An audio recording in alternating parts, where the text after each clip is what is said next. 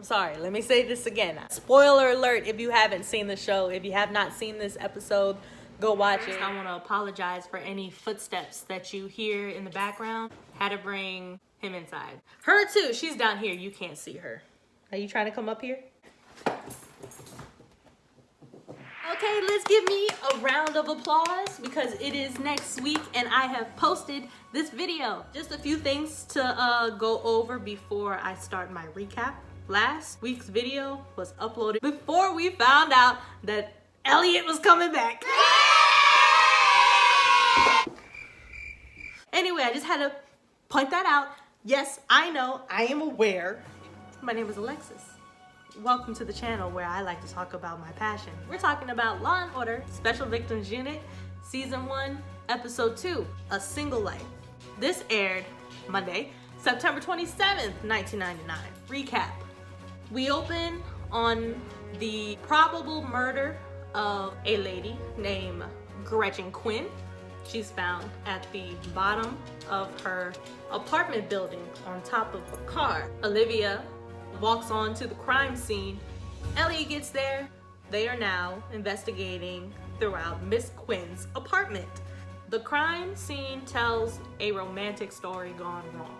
So, Liv and Elliot look into Miss Quinn's life to see who she is having romantic times with. They couldn't find much when they investigated Gretchen Quinn. They found a therapist and an anchor newsman whom she's both had relationships with. So they keep investigating. Gretchen's real name is not Gretchen. Her real name is Susan Sudarsky. They find her sister. Don't remember her sister's name. She's kind of cold because she had the same issues that her sister had. There isn't much to say other than sister moved out when Susan was 9 and their father is dead. Detectives find that a little odd.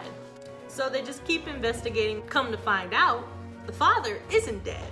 So now they're talking to the therapist again. The therapist tells Liv and Elliot that Susan disclosed a lot of sexual abuse in her childhood, beginning with her father. That kind of explains why, even though he's alive, the sister is saying that he's dead. No suspects in this case. Olivia Benson is here to save the day. She convinces the sister to help with the investigation. They find out Susan's death was an actual suicide. And that was this recap. Now we're on my thoughts on the episode.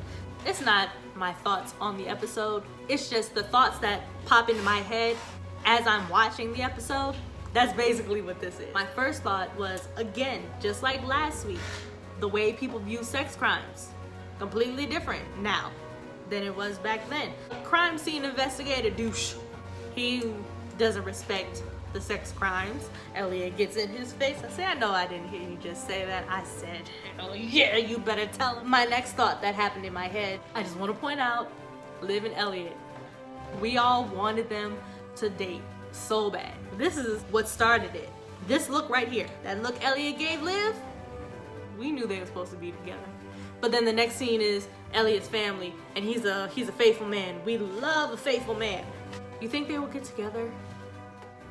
Season 22? Like just like look. Anyway, went off on a tangent. SVU started out like I think with every episode, at least in season 1, each detective has their time in court.